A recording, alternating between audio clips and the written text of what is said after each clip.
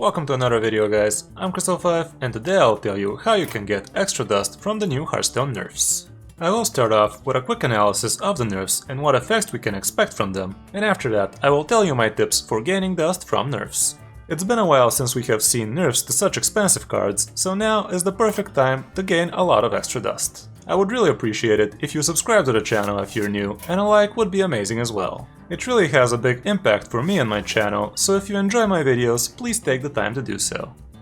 Okay, so now let's see the nerfs first.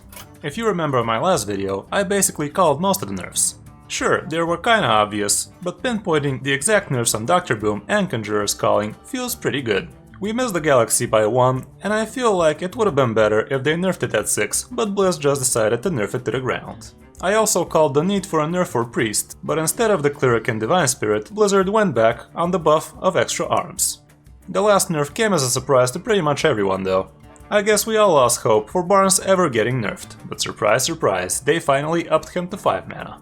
I'm not much of a wild player, but I do feel that that change was very needed for the format, and that is pretty much all I can say about it.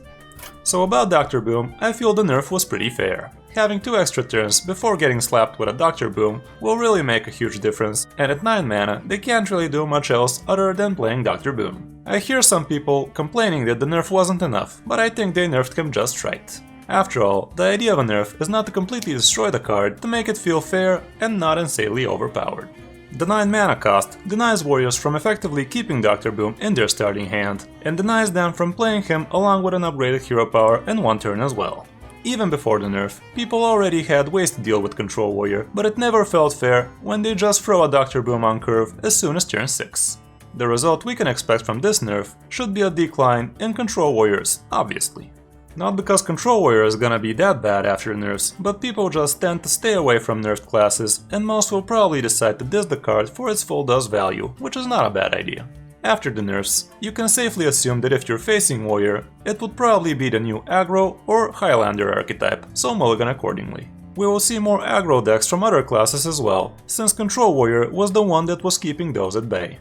Do prepare to face a lot more Murloc Paladins and Shamans, and more Tempo Rogues and Zulaks.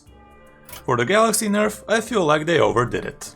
The card was busted for sure, but we all know nobody touched it at 7, and I think that the mage decks that still try to make use of it will fall down to tier 3. Sure, it has some new support for it, with the Naga Sandwich, Tortulon Pilgrim, Zephrys and so on, but time will tell if that would be enough to make the deck reliably good. The nerf on Conjurer's Calling seems fair though. It's a really flexible spell, and for what it does, it would still be an auto-include for most mage decks. It still enables the Mountain Giant shenanigans, but at least it's a step in the right direction. Moving down to the Priest nerf, I think they got it right as well. Combo Priest is just a monster of a deck right now, and I think Extra Arms has a big role in that. The deck is really strong, and I did reach Legend with it with little to no effort, and we even reached the top 500 Legend with it on yesterday's stream with a solid 65% win rate.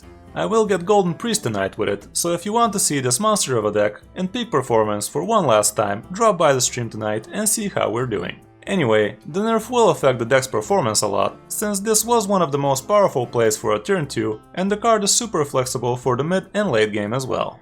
You can use it to proc your Pyromancer, you can use it to beef out your Divine Spirit combos, and you can use it to value trade. I do believe Combo Priest will remain a strong deck after the nerfs, but maybe the arms would get replaced with a Sidekick, or Ripple, or maybe even a stealth minion you can stick. It might even be good with the nerfed arms as well, but I guess time will tell. So these are the nerfed cards in Standard, but overall I think these nerfs passively nerfed Highlander Hunter as well. A lot of people are saying Highlander Hunter will be God tier after they hit, but in fact I think its win rate is gonna drop. You see, Mages and Control Warriors were pretty good matchups for Highlander Hunter, and with those seeing less play, Hunter will probably be facing more unfavorable matchups, at least for the first 1 or 2 weeks.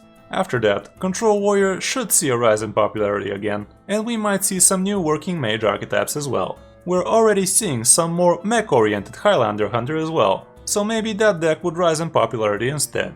Anyway, this was the quote-unquote quick nerf analysis. Now let's see what we can do to get tons of extra dust from that. First of all, let me remind you that when a nerf hits, you get to disenchant all of the copies you own of the nerfed cards for their full dust value. Don't mistake this with Hall of Fame, where you can craft golden cards to get tons of extra dust.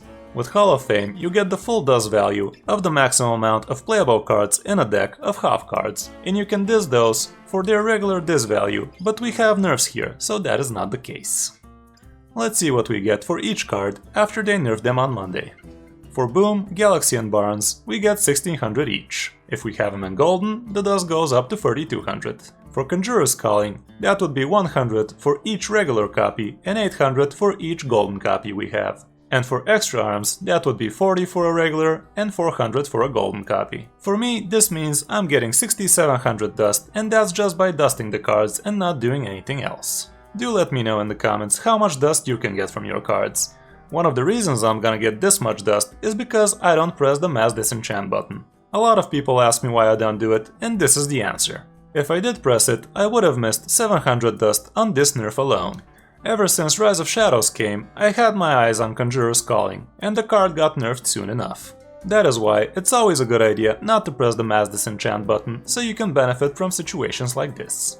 Only dust extra cards for the exact amount of dust you need for each situation.